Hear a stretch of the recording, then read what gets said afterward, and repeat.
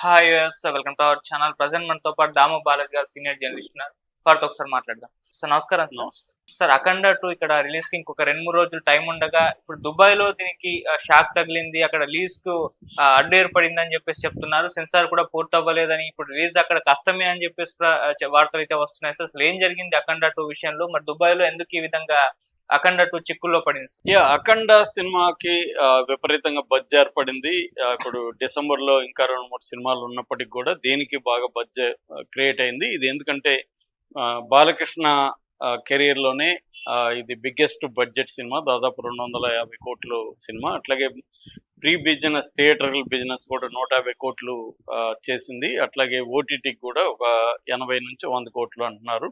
అంటే producer safe అనమాట. ఇంత బిజినెస్ చేయడం కూడా బాలకృష్ణ సినిమాల్లో ఇదే ఫస్ట్ టైం. ఎందుకంటే దీన్ని మంచి ఖర్చుతో తీశారు. ఇటు హిమాలయాల్లో తీయడం, తర్వాత అక్కడ కుంభమేళా రియల్ విజువల్స్ అంతా కూడా క్యాప్చర్ చేశారు. అట్లాగే జార్జియాలో షూట్ చేశారు. ఇట్లాగ అనేక లొకేషన్స్ కూడా బ్రహ్మాండమైన లొకేషన్స్ ఉన్నాయి. అట్లాగే పాన్ ఇండియా సంబంధించిన ఆర్టిస్టులు కూడా దీంట్లో ఉన్నారు. దీన్ని పాన్ ఇండియా సినిమాగా ప్రొజెక్ట్ చేసుకుంటూ వస్తున్నారు.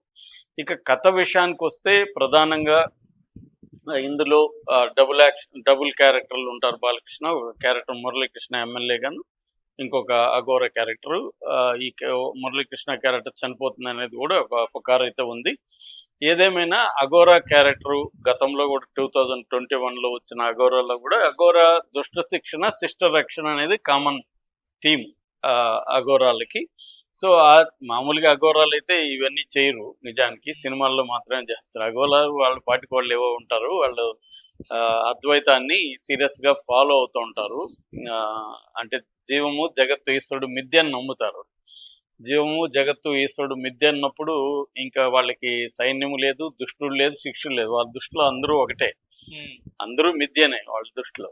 కానీ ఇక్కడ సినిమాటిక్ లిబర్టీ కాబట్టి, అంటే ఇతని మన బోయపాటి సీన్ ఏంటంటే హీరో విపరీతంగా ఇల్లాజికల్గా బిహేవ్ చేయాలి, ఇల్లాజికల్గా చంపాలి. కాబట్టి దేవుడిని క్రియేట్ చేసేస్తే ఈ గొడవ ఉండదు, మనిషి అయితేనే కదా లాజికల్ మాట్లాడతారు అని చెప్పి అతను తెలివిగా ఇతన్ని అఘోరగా మార్చేశాడు బాలకృష్ణని. అందువల్ల ఇంకా ఏం చేసినా అఘోర కాబట్టి ఏమన్నా చేయొచ్చు అన్నట్టుగా అయిపోయింది. ఎందుకంటే అతని మీద తీవ్రమైన విమర్శలు వచ్చాయి. అసలు ఇవన్నీ ఎలా సాధ్యం రాని అని చెప్పి విమర్శలు వచ్చాయి కాబట్టి ఇది మార్చాడు. అది హిట్ అయిపోయింది. హిట్ అయిపోయేసరికి దాన్ని ఉపయోగించుకొని ఇప్పుడు పార్ట్ 2 తాండవం పేరుతో చేయాలి. చేస్తున్నప్పుడు కథని తీసుకోవడంలో ఈసారి ఏంటంటే పాన్ ఇండియా సినిమా కాబట్టి హిందూ మతతత్వాన్ని తీసుకుందాము, అంటే హైందవ సంస్కృతిని చూపించాలా, తర్వాత సనాతన ధర్మాన్ని ప్రధానంగా చూపించాలనేది వీళ్ళు ఫిక్స్ అయ్యారు. మేబీ బాలకృష్ణ తెలుగుదేశం బీజేపీతో ఉండడం, పవన్ కళ్యాణ్ సనాతన ధర్మాన్ని తను ముందుకు తీసుకెళ్లడం, అందువల్ల పవన్ కళ్యాణ్కి పేరు రావడం, దీన్ని బాలయ్య కొంత బ్యాలెన్స్ చేయాలి. ఎందుకంటే బాలయ్యకి మెగా ఫ్యామిలీకి మధ్య ముందు నుంచి కూడా పచ్చగడ్డేస్తే బగ్గుమంటుంది. విధి లేక పవన్ కళ్యాణ్తో ఉన్నాడు తప్ప పవన్ కళ్యాణ్ పట్ల కూడా బాలయ్యకి ఏం సానుభూతి ఉండే అవకాశం లేదు. ఆ మధ్య కూడా సాక్షాత్ అసెంబ్లీలో ఉన్న చిరంజీవి గురించి కామెంట్లు చేశాడు. ఈవెన్ జనసేన మంత్రి మీద కూడా తీవ్రమైన ఆగ్రహం ఓపెన్గానే వ్యక్తం చేశాడు. ఇప్పటివరకు జనసేన నుంచి ఎటువంటి రియాక్షన్ దాని మీద లేదు. పవన్ కళ్యాణ్ కూడా సైలెంట్గా ఉన్నాడు. సో ఈ నేపథ్యంలో పవన్ కళ్యాణ్ పెట్టుకున్న సనాతన ధర్మాన్ని కూడా ఇలాగా మనం క్యాప్చర్ చేద్దామని డిసైడ్ అయినట్టున్నాడు. ఇప్పుడు బాలయ్య కూడా సనాతన ధర్మం గురించి బయట మాట్లాడడం మొదలుపెట్టాడు. అలాగే సినిమాలో కూడా సనాతన ధర్మం ఆస్పెక్ట్ని బలంగా చూపిస్తున్నట్టుగా మనకు అర్థమవుతుంది. అంటే దేశభక్తి, సనాతన ధర్మం ఈ రెండింటిని మిక్స్ చేసి ఒక టానిక్ తయారు చేసి ఈ సినిమాలో వాడుకోవడానికి ట్రై చేస్తున్నట్టుగా మనకి ఇప్పుడు వచ్చిన 2 టీజర్లు కానీ, ఒక ట్రైలర్ కానీ, పాటలు కానీ, లేటెస్ట్గా హైందవ్ అనే ఒక సాంగ్ వచ్చింది. దాంట్లో కూడా మొత్తం సనాతన ధర్మాన్ని ఫోకస్ చేయడం మీద కనబడుతుంది. సెకండ్ దేశభక్తి, దేశాన్ని కూడా సనాతనులే కాపాడతారు, సాధువులే కాపాడతారు అన్న ఆస్పెక్ట్లో ముందుకెళ్తున్నారు. దేశాన్ని ఇంకా సైనికులు కాపాడరు, సాధువులే కాపాడతారు అన్న డైలాగ్ కూడా పెట్టారు దాంట్లో.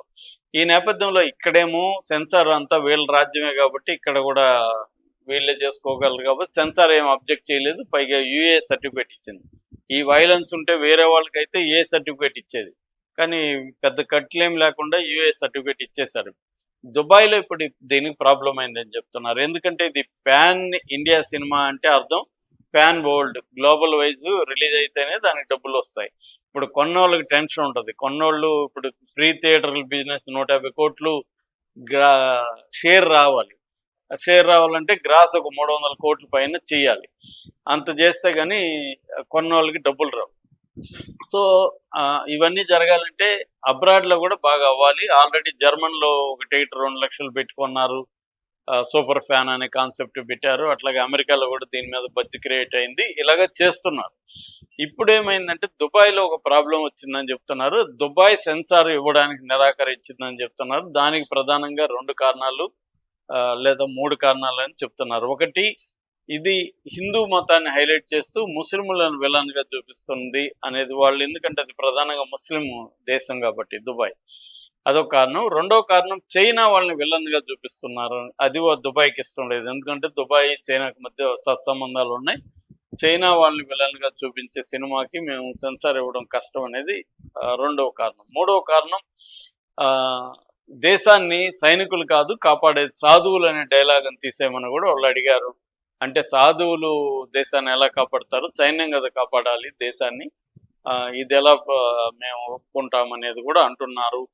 సో అనేది వీళ్ళు చెప్తున్నారు. అంటే వీళ్ళు ఏదైతే పాన్ ఇండియా సినిమాలు మనకు ఉపయోగపడుతుందని ఈ సనాతన ధర్మాన్ని దీన్ని ఫోకస్ చేస్తూ వచ్చారో అదే వీళ్ళకి ఇబ్బందికరంగా మారింది. మామూలుగా అయితే ఇంతకుముందు ఒకప్పుడు మనకి విదేశీ హస్తం, విదేశ వాళ్ళని విలన్లుగా చూపించేవాడు. ఆ తర్వాత గ్లోబల్లో వచ్చిన చేంజెస్ తర్వాత మనం పాకిస్తాన్ మాత్రమే విలన్గా చూపిస్తూ సినిమాలు తీస్తున్నాం. ఎందుకంటే మన దేశ భద్రతకి ఇబ్బంది ఎవరంటే పాకిస్తాన్ వాళ్ళే. ఎట్లాగూ పాకిస్తాన్ ఎనిమి కాబట్టి సినిమాల్లో కూడా అది నడుస్తుంది, ఇబ్బంది లేదు. కానీ చైనాతో మనకి రిలేషన్షిప్స్ అనేవి క్లియర్గా లేవు. చైనాతో నిజానికి మంచి రిలేషన్షిప్సే ఉన్నాయి ఈ మధ్యకాలంలో. చైనాను మనం విలన్గా ప్రొజెక్ట్ చేయట్లేదు. ఈ మధ్య చైనాతో దగ్గరయ్యాడు కూడా మోడీ. ఎందుకంటే ట్రంప్ని ఎదుర్కోవాలంటే చైనా ఇండియా కొంత కలవాలన్న ఇది ఏర్పడింది. అట్ ద సేమ్ టైం చైనాతో మనకి టెన్షన్లు కూడా ఉన్నాయి. ముఖ్యంగా భూభాగానికి సంబంధించిన టెన్షన్లు కావచ్చు. ఈ మధ్య కూడా అక్కడ అరుణాచల్ ప్రదేశ్ సంబంధించిన ఒక ఆవిడ చైనాలో షాంఘై ఎయిర్పోర్ట్లో ఆమెను దాదాపు 90 గంటలు నిర్బంధించారు. ఆమె పాస్పోర్ట్లో అరుణాచల్ ప్రదేశ్ అనే పదం ఉండవద్దు, అది మాది అరుణాచల్ ప్రదేశ్ అని అక్కడ చెప్పారు. ఇలాంటి టెన్షన్లు అయితే మనకి చైనాకి ఉన్నాయి. అవి చిన్న చిన్న టెన్షన్లు తప్ప పాకిస్తాన్ లాగా చైనాని మనం విలన్గా ప్రొజెక్ట్ చేయలేము. ఈ కాంటెక్స్లో ఈ సినిమాలో చైనాని విలన్గా ప్రొజెక్ట్ చేస్తే అది ప్రాబ్లం. ఇండియాలో కూడా అవ్వచ్చు, కానీ ఇక్కడ అయితే సెన్సార్ ఇచ్చేశారు. మరి హిందీలో కూడా ఏమన్నా ప్రాబ్లం వస్తుందా అనేది కూడా అందరూ అనుకుంటున్నారు. దుబాయ్లో మాత్రం ఇప్పుడు సెన్సార్ అడ్డుపడిందని చెప్తున్నారు. సో ఇప్పుడు దుబాయ్లో కూడా దాన్ని మరి డైలాగ్ వాళ్ళు చెప్పినవన్నీ కొన్ని ఏమన్నా తీస్తారా, లేకపోతే దుబాయ్లో రిలీజ్ ఆగిపోతుందా అనే విషయాల్ని మనకు కొద్ది రోజులు అయితే కానీ క్లారిటీ రాదు. ఏదేమైనా దుబాయ్లో సెన్సార్ వీళ్ళకు షాక్ ఇచ్చిందని మాత్రం వార్తలు వస్తున్నాయి. Thank you so much.